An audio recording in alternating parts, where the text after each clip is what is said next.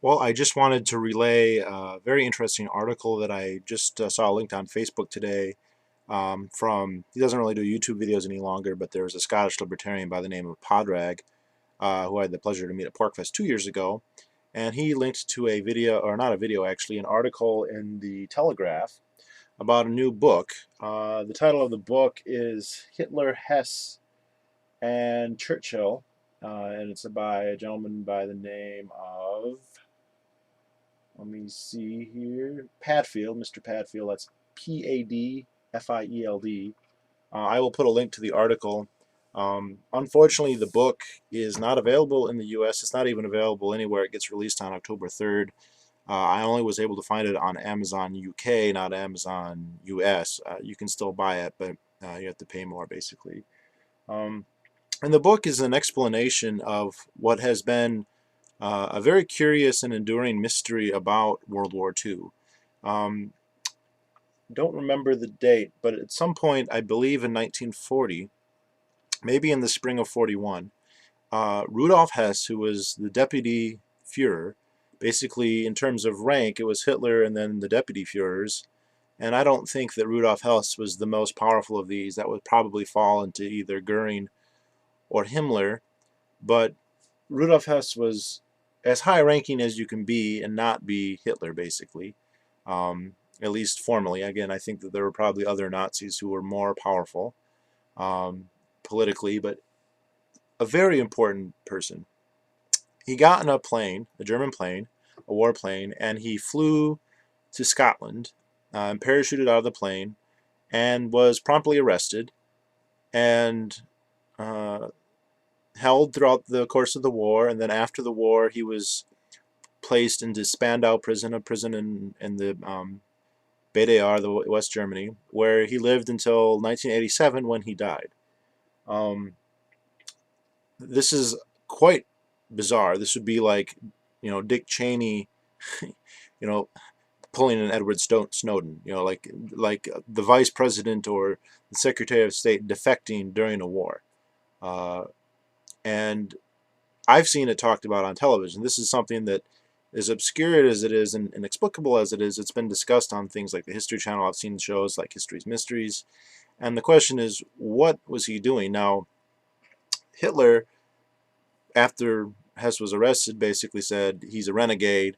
He just took this upon himself, and he fled. And that has been the most common kind of take on it that I've seen in the West, is that maybe Hess, and people seem to think that Hess was unstable in some way, and I don't know that much about Rudolf Hess, so I doubt he was clinically insane, but he might have had some weird, wacky ideas. But the idea is he must have got some idea in his head, and he thought that going to England would be beneficial. Now, the idea that he was defecting is highly unlikely. If he had sincerely defected or meant to defect, then the British would not have thrown him in prison. He would have been unimaginably valuable as a propaganda piece to show the wrongfulness of the German cause, the evilness of the Hitler government, and to use him as an example to other Germans, because there would have been a very strong uh, rationale for the British to try and get other people in Germany to defect and to ruin the German war effort, and he would have been perfect for that. And the fact that they threw him into prison is a strong indication that he hadn't actually defected, because if he had, that would make no sense. Now, the premise of this book, and I had never heard this before, although I think it probably has been bandied about, is that there is evidence that he was sent there purposely by Hitler, and that the purpose of him to go was to offer a very serious peace treaty to the British. Um, I believe, again, this is after the fall of France, before Operation Barbarossa, which happened on June 22nd, 1941. So we know it's before that. I guess I should look up the date, but I'm not going to. Um, this would be the period where the Germans are the most triumphant. They've defeated Poland, they've invaded Yugoslavia, they successfully invaded Norway and Denmark. They have successfully invaded the Low Countries and defeated France. So this is the apogee of their power, the apogee of their power, depending on how you want to pronounce it. So this seems very odd. Why would they then send Rudolf Hess? And the point in sending Hess, it's one thing to go and say we want to have a peace treaty, but how do you take that seriously? How do you indicate that you're not just trying to buy time or some kind of ruse? You do it by sending somebody who is important, somebody who losing them would be a major propaganda debacle. And as it would, look, Hess is not, you could send some spy to say, hey, we want to make peace, and the British could do whatever they want to them and nobody would notice. People would notice if Rudolf Hess was gone suddenly, and they would know that he was in the UK because the UK would broadcast it over the radio. And they didn't have that good of an information quarantine. A good one, but not that good. So the idea in this book, I think, is extremely plausible. It's by far the most plausible explanation I've ever heard for him leaving. Now, it also makes sense because Hitler's official stance vis-a-vis England would match up with this. If you read his book, if you read Mein Kampf, his view is one of, he wants to establish a hegemonic European state, especially in Eastern Europe, which is not a unique Nazi idea. German nationalists, going way back before Hitler, going at least as far back as the Teutonic Knights, if not before, have kind of looked to the east as that's where we're going to expand. If they look to the west, there's not very much. You can't go very far. And there are powerful other hegemonic states to the west, most especially France and the UK, and actually, if you go back far enough, Spain as well. All three of those countries have at different times been as powerful or even much more powerful than Germany. If you look at Napoleonic France or France under Louis XIV, they were much more powerful than Germany. So if Germany is looking around for area to expand, they look east to Poland, to Russia especially. Ultimately Russia, but there's a few places in between Poland and Russia. Of course, up until World War I, Russia shared a border with Imperial Germany. Poland was destroyed as an independent state, I think sometime in the 18th century, and been under Russian domination for about 100 years or more, probably more, because it was a new thing when Napoleon kind of gave them their own state again.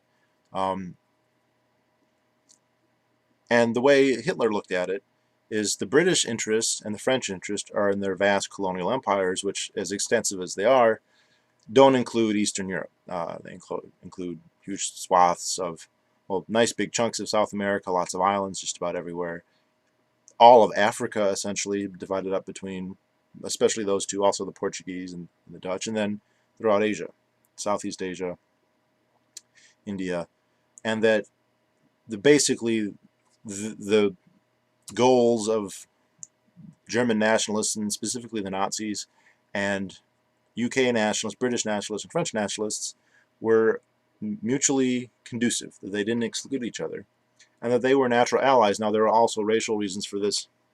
Hitler kind of considered Englishmen to be Germanic, and I mean, they are. The Anglo-Saxons, it's a West Germanic language. I think that it's more complicated than that. It's more complicated than that in Germany, to be honest. If we look, the Germanness of the English is as much a cultural thing as it is a genetic thing. I would not be at all surprised if genetically British people are still more Celtic than they are German, but who am I to say? Just as an aside, actually, I'm going to have my genome tested here, so I'll have a better idea of exactly what I would be. Different story, but he looked at them as being natural allies, or at least neutral in each other's. And he also looked at the Soviet Union. He goes, everyone hates the Soviet Union, rightfully so. So from his point of view, he would be doing England and the French a favor. Now, I think where he failed, and Hitler was not an idiot by any stretch. He was he to call him a genius diplomatically would probably not be, it would be a justifiable claim. But he erred because the British have had a policy, at least going back to Louis XIV, if not before, of opposing any would-be continental hegemons. They don't want there to be a single country that's in control of more or less the entire European continent. I think with the justifiable expectation that if there ever was to be such a hegemon, that as it cast around for new territory, the foggy island of England would be next on the list. And if there was to be such a powerful state on the continent, England would be in a difficult situation. And so when Napoleon, and I think Napoleon succeeded at this more than anybody else, including the Germans, um, or Louis XIV before that, or the Spanish before that. If they establish a powerful state, then the English are opposed to that, and they'll aid whoever your enemies are. So if you're Napoleon, they'll aid the Russians to try and stop you. If you're Germany, they'll aid the French to try and stop you, or the Russians.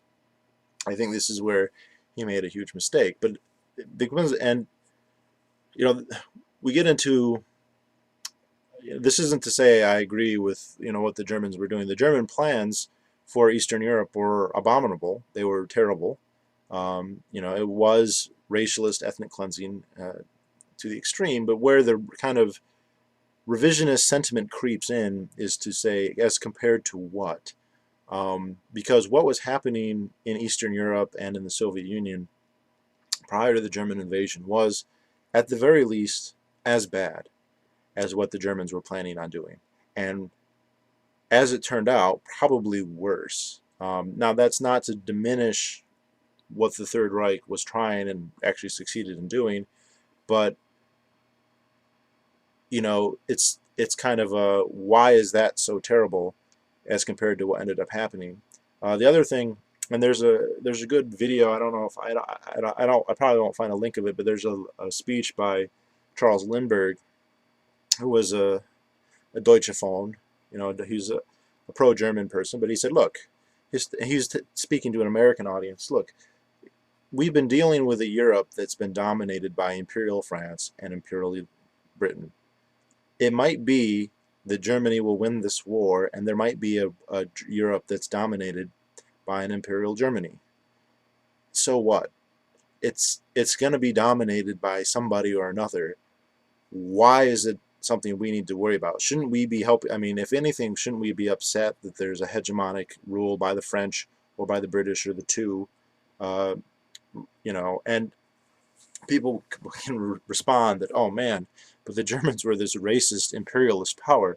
And if they say that, then they clearly don't know anything about history, because the British and the French both, and actually all the other Western European countries, were themselves racist and imperialist. In fact, since they were around a lot longer, they probably did more harm. I mean, even Belgium, plucky little Belgium,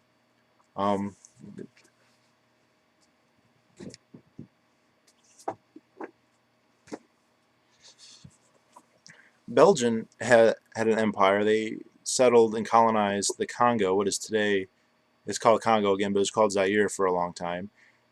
And in the turn of the century, the 1900s, they estimate that something like 10 million Congolese died because of, and not because of disease, but because of like overt coercive oppression by the Belgian state. Here's a book about it, by the way, if you're interested. King Leopold's Ghost by Adam Hochschild. That's Belgium. That's 10 million Africans right there. The British, I don't know. I think it would be a huge number, because we're talking about much more time and space over a much bigger slice of Africa. I know in India that we're talking about millions of people, if no other time than because of the famine in Bengal, which, this is pretty much the only thing I've heard about, but I wouldn't be surprised if it was much more common than that. The British were genociding Native Americans in the United States, before, in the 18th century, if not before. French, same deal, although not as big because they weren't as powerful. So, you know, we're talking about a battle between racist empires, except for perhaps the Soviets, which weren't racist. They were classist, and they just annihilated their class enemies, which proportionately were bigger than any of the potential minorities they might have killed, so that's even worse. So this theory rings very true. Now, there's other, when I went online to look for the book, I found actually there's a whole slew of other books that are basically conspiracy theories about Rudolf Hess's death. He would have been an old man by then. He died in 1987. And there are people who speculate that he was murdered by the British. I can imagine why, although it doesn't make a whole lot of sense to me.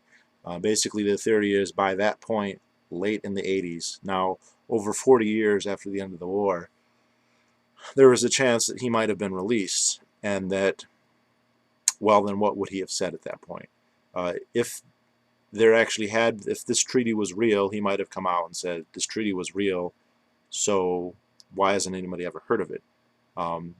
We made a good faith, serious gesture to end the war for the British, anyway, so that they would have a free hand in the Soviet Union, which would have been very bad for the Soviet Union, but I don't think that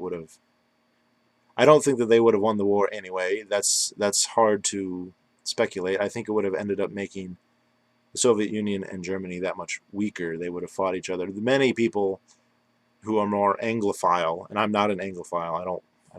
I have my issues with England, but many people who look at it say, why don't we let the two worst dictatorships just fight each other? Why do we need to get our hands dirty to help one or the other? And as it happened, we helped the worst of the two, probably. I mean, maybe it's debatable and you want to say, well, the Germans were actually a little bit worse. Okay, not much, if that's even true. So there's those theories. I haven't looked into them. I don't know if they're true, but I do think it's true. I think it is very likely anyway. I don't want to say it's true. I think it is very plausible and very likely. It's the only explanation that makes sense to me, that this was a legitimate peace offer made in good faith, and that it was suppressed. And that is the interesting question. Why would it be suppressed? Why would they pretend that this hadn't happened or didn't happen? Even now, I mean, you might, during the war, they don't want to have there be confusion. Okay, maybe. What about after the war? After Churchill's not in office, after Churchill's dead, after Germany has been rehabilitated into the, community of nations or whatever, especially after its reunification at the end of the Cold War. Why? And I think the answer is that the evil, the diabolical, satanic nature of the German state is very, very useful, if not completely, totally necessary, for the legitimacy of all the other governments involved. In Russia, and Legal Immigrant, I've asked him about this, and he's kind of confirmed it. It's the worst in Russia. The communist state and the subsequent states after that can basically say whatever we do is okay because of the Great Patriotic War. That we protected you, which is an interesting term given what was done. We protected you. They did an awful job, both at stopping the Germans and in the way they administered the people who weren't massacred by the Germans. But we protected you from the Germans, hence we are legitimate. If it wasn't for us, you'd all be speaking German, which would of course be, an unspeakable, terrible thing. Well, they might have been exterminated. Look, the Germans were going to create an underclass of Slavs. There's no question about that. Or they were going to try. Who knows what would have happened. For the Western states, and I speak now especially of the U.S. and the U.K., I guess the French don't get to really take any credit because their state demonstrably failed in this regard. Which, by the way, lost them almost nothing. The fewer French people then died than Americans, I believe. And I actually think more Frenchmen were killed by American bombs than were killed by Germans. I might be wrong about that. They like to point at it and say, look, we did a good job, you need us. And the big myth that people still believe, even though it's absurd, even in the United States. I cannot almost understand people believing this in the UK, is that had we not intervened, um, we would all be speaking German. That the Nazis wanted world domination. And that is not true. They wanted a large hegemonic state in Europe that was basically on the template of the United States or the Soviet Union, in the sense that it would be autocratic, it would be able to uh, supply its own industrial base and be large enough to have its own um, markets that would be big enough to have large-scale production, which is silly. They didn't understand Bastia. You don't need to be a big country to have industry like that, because your market doesn't have to be limited to your country. Um, Whatever, they weren't free market guys. They didn't get that, and millions of people died, partially as a result of that. Uh, they weren't thinking in terms of world domination. People say Hitler's second book said so. I don't like. Not his first book doesn't say that. The way he acted doesn't say that. And even if he did believe that, even if he was secretly hoping for a world empire that was a totalitarian, included everything, split up between Germany and presumably Japan and Italy. Even if that was his dream, it was never going to happen, and that was never going to happen whether or not the United States got involved or not. The Germans were at a stalemate that they likely would have eventually lost before they even invaded the USSR. Once they did that, it was lights out. And I think that is another reason that if this is true, it wasn't considered seriously, because I think the more knowledgeable people in places like the UK and the US knew that beforehand. I don't think that there was really a question who was going to win. If you were just a regular person, you might not have known that. I think that there were people, like I've talked to old people who were alive at the time, and some of them were worried, like this was going to happen. But they didn't know anything. I mean, yes, that was their impression, but they admittedly didn't have any idea what was really happening. And I've even heard Churchill quote something like, people asked him, were you ever really worried? And he said the only thing that really worried him was the U-boats. And that was a potential threat. But even the worst month ever in the Battle of the Atlantic didn't even sink half the tonnage necessary to achieve starvation rations in the UK, even if it was to have persisted for months and months and months. And the British had largely turned that tide before the Americans even got into war. They had taken the necessary. I mean, that would have been terrible and blah, blah, blah. That's not to say that it was easy, but they were outproducing the Germans by that point in terms of aircraft by 2 to 1.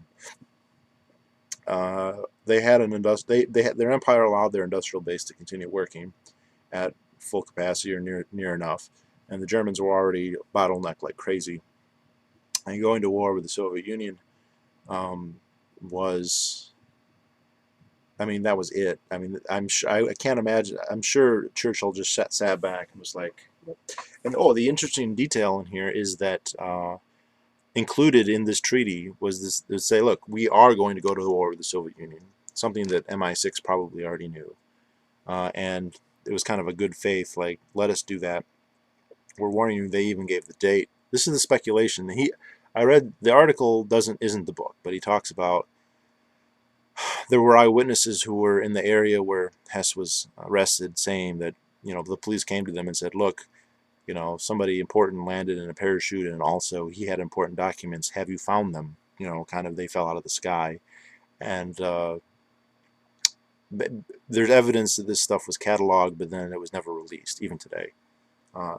And I think that the reason is there has to be this myth that it was really more threatening than it was. It's not to say the Germans weren't threatening, or they weren't bad, or they didn't do bad things, or they didn't have bad plans. They did. Were they really threatening to the Allies, as in the US and the UK? No. Okay, someone's going to point about the Blitzkrieg, and yes, they were threatening in that sense, in the same way that Al-Qaeda is threatening to the United States. It's scary. They can do a lot of damage, more damage than Al-Qaeda as it would stands. But that's about it. They're not going to take over. When I read, what is it? The book is Lost Victories by Manstein, one of the German marshals. He said the only way that would ever have worked is if the RAF could have been destroyed by the Luftwaffe, and that was impossible. That was a numbers game that the Germans were already losing. They didn't actually know that at the time. The Germans were underestimating British production of aircraft at that point. But as it stood, like I said, the RAF was outproducing them 2-1 in 1940.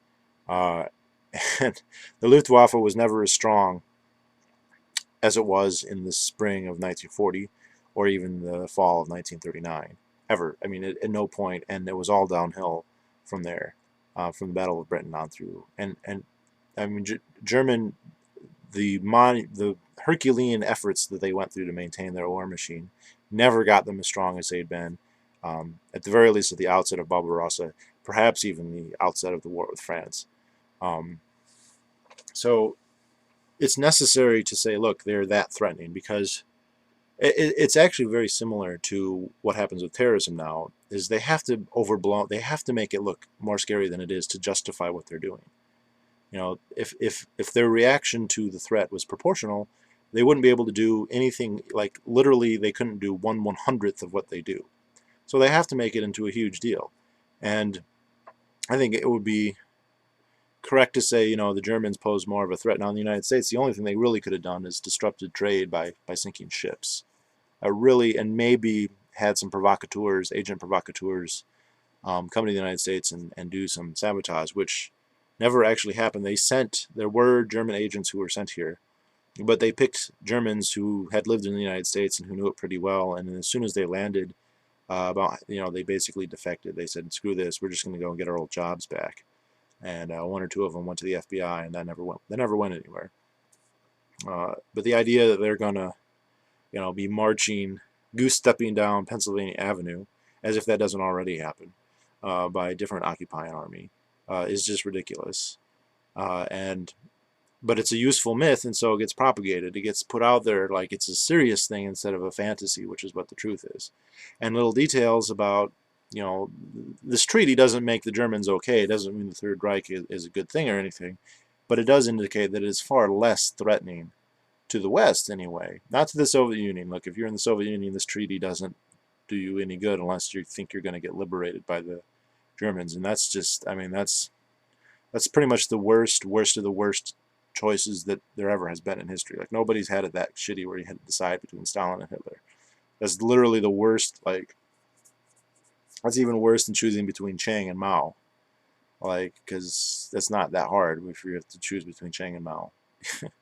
Like, but from the Western perspective, it's very illustrative. This is a very important point, I think, to demonstrate that they are vastly exaggerating, And I see this in the movie Pearl Harbor, and this is different, but this is relative to the Japanese. He says something like, "If we lose our aircraft carriers, we don't have a defensive line until Chicago," which is like what? Like the Imperial Japan is gonna occupy the United States all the way to Chicago? I mean, come on.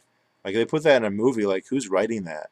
Like, and it's not like, okay, it's Hollywood, whatever, but the government itself wants to place it this seriously. They're getting interviewed by a History Channel 9 times, all the time about World War II in particular, and they don't ever sit down and be like, look, this is like not that different than the Gulf War in the sense that Saddam Hussein really couldn't have posed an existential threat to us, and Germany really didn't pose an existential threat to us either. But they don't want to do that because that's not popular. They need the popularity, and they need it to be threatening for it to be popular. They need it to be world domination threatening. And it wasn't. And there was, Smedley Butler has a quote, and he had died before the U.S. entered the war, but after the war started. And he was like, look, it was just the idea that the Germans, how many soldiers would they need to occupy the United States? And he goes, if we even think anything less than 1 million, we're kidding ourselves. And it would have, based on what happened in the Soviet Union, I think it would have had to have been more like 10 million. And how is that going to happen? Like logistically, how is that even remotely feasible? And how are they going to, I had my uncle, my neocon uncle, said, well, once they conquered Eurasia, then they'd get North America easy. And it's like, who Who conquered Eurasia ever? I mean, not even like Tamerlane didn't do it, Genghis Khan didn't do it, Kublai Khan didn't do it, the Romans didn't do it, Alexander the Great didn't do it, Xerxes didn't do it, you know, uh, none of the czars did it, Napoleon didn't. No, nobody's ever done that before. Nobody. So it's like, well, we had to, because once Eurasia was conquered, you know, that the British didn't do. Nobody's ever done that. So you know why we would suddenly be, you know, needing to intervene to prevent something that had never happened and likely never could. You know, my uncle's a smart guy, but I think that's faulty reasoning, and I think that's one of the it's a foundational myth of the new civic religion in the United States. We have two civic religions in the United States, competing ones. There's the founding one, and again, I'm not a big founding fathers everything, but there's a American Revolution, natural lights, Lockean, Thomas Jefferson, very minarchist, even anarchist, very libertarian um, group, you know, set of values. And then there's the New Deal, socialism. This is the ideology that's taken over Europe essentially. In the United States, it got watered down. It didn't take like it did in Europe. Still hasn't. Still, amazingly, there's lots of people. I mean, we're to the point where there's tens or even, you know, tens or dozens or even hundreds of millions of Americans who more or less to one degree or another are like that. But then there's hundreds of millions others who are more conservative. But this new civic religion is this New Deal. Government is a positive, beneficial, beneficent even, if not omniscient and omnipotent, force for social good. And this is epitomized by World War II. And what's so important about it is that even the conservatives who have the other civic religion believe that. You know, they agree on that. And so Michael Moore can win every debate by but World War II and FDR, you know, that was big government. Are you against that? And like, if you have to say, yeah, I am not against that, then then you can't be against Obamacare, really, right? I mean, and um, you know, and so, but the thing is, it's a myth. We didn't need FDR to do that. We would have been hunky dory, much better if we hadn't gotten involved in World War II. You know, and I think that the suppression of stuff like this is evidence of that. You know, and it also speaks to their need for legitimacy. You know, if they could only rule by force, they wouldn't care. There would be no reason for them to even bother, unless you want to say, well, they could rule by force, but it's cheaper to rule through legitimacy, and so it's worth putting forth an effort. Um, so maybe it's not impossible to rule by force. It's just easier to rule through legitimacy, so that's their first choice. You know, because otherwise there's no point for them to even go to the trouble of, you know, pretending. And they do, though. I mean, so they're sensitive on this. I mean, I think that they are. The way that they act, they pardon the imprecise use of pronouns, but I think it indicates that. And that's why I have like 10 videos about World War II, because I think it's that important. You know, and it's not that conspiratorial. I mean, the idea that the Germans and the Japanese couldn't win that war is not a conspiracy theorist. That's something that is as close to factual as anything historic can be. And you know, I've referenced it before. There's a short book called The Wages of Destruction by Adam Tooze. I'm looking at it because it's on my bookshelf over there.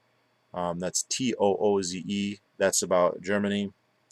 I don't know if I have an as rigorous one about Japan that says the same thing, except to say that everybody agrees that Japan is only a fraction as strong as Germany, and Germany didn't have a chance. Um, and also the Second World War, the definitive work by the German government put out in the 80s. If you read that, especially volumes 1 and 2, and 3 and 4 to a lesser extent, makes it very clear that logistically that war was going to only end one way before the United States even got involved, and actually, you know, before the USSR even got involved. But the USSR was going to get involved because that was, that was the point. That's what the Germans wanted. They didn't want to take over the world. They didn't want to get rid of Britain and take over the British Empire and take over North America. They wanted Lebensraum in Eastern Europe. That's what they wanted. That's what Hitler said he wanted. That's how they acted. Now, he made other stupid mistakes. We could argue about whether the United States should have gotten involved or not, but at the end of the day, Hitler did declare war on the United States. So, which, again, big error on his part.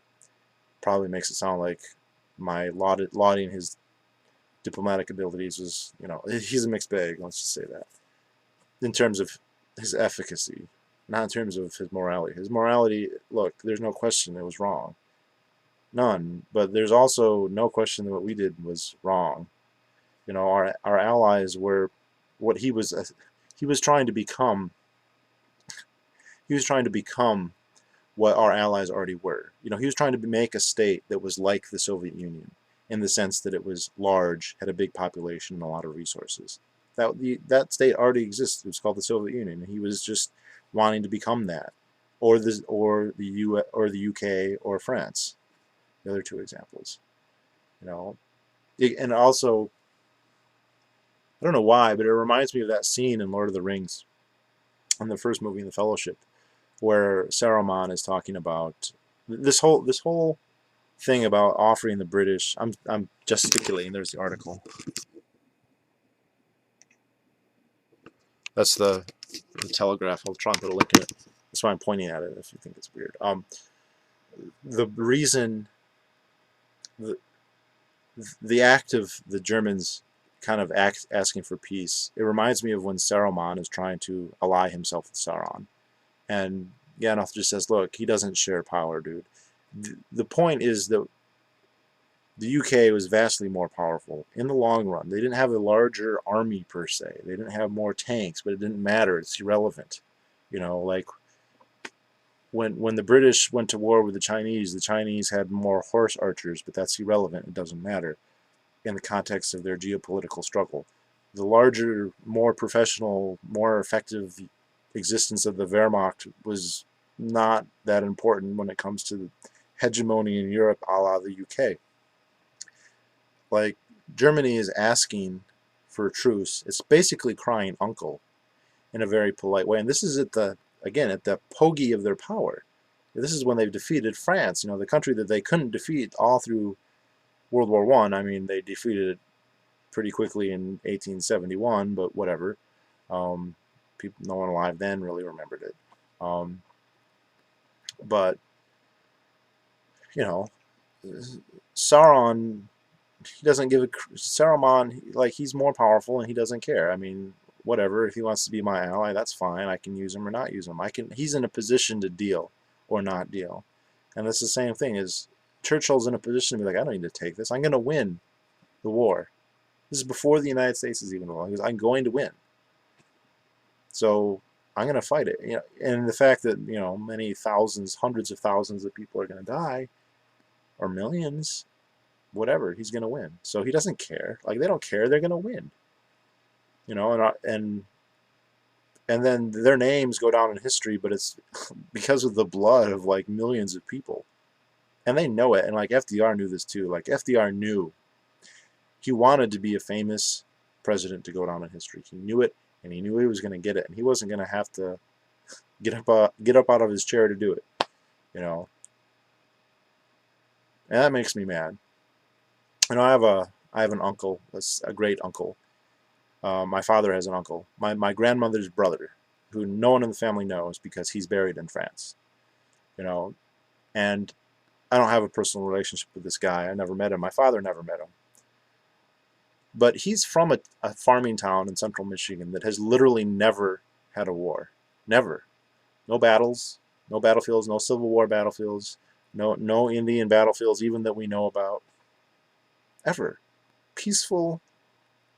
The life that he had, and this was even during the Depression, the life that he had was better than the life of almost the totality of humanity. And had he lived, the life that he would have lived, almost guaranteed, would have been one of the greatest lives any person could ever live. And I'm not saying like he would have been famous. I'm just relative to human history. But he didn't get that chance because he had to go and die in France, as it turned out. He died in St. Lo, I think. He's buried in one of the Normandy fields, like you see in Private Ryan. For what? So that FDR could get all the credit? That he's the only one, like, so that we could liberate Eastern Europe for the Soviets to rule for half a century? I mean, what was the gain there? Well, and the gain is, well, they were going to take over the world. But that's bullshit. It's a lie.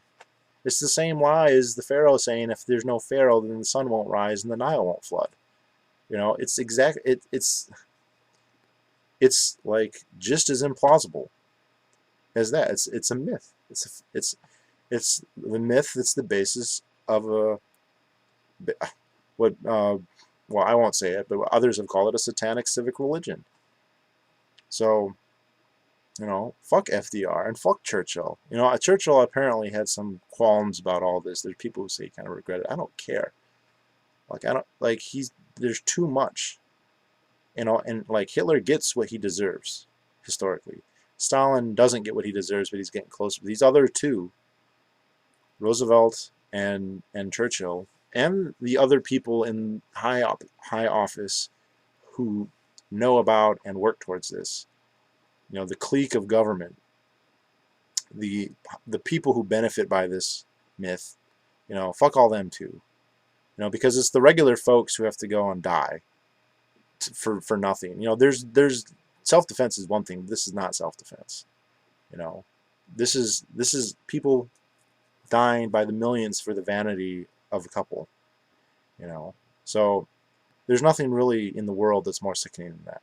So anyway, I'm going to try and buy this book whenever I can. Again, it's only on the Amazon.uk. I'll put a link.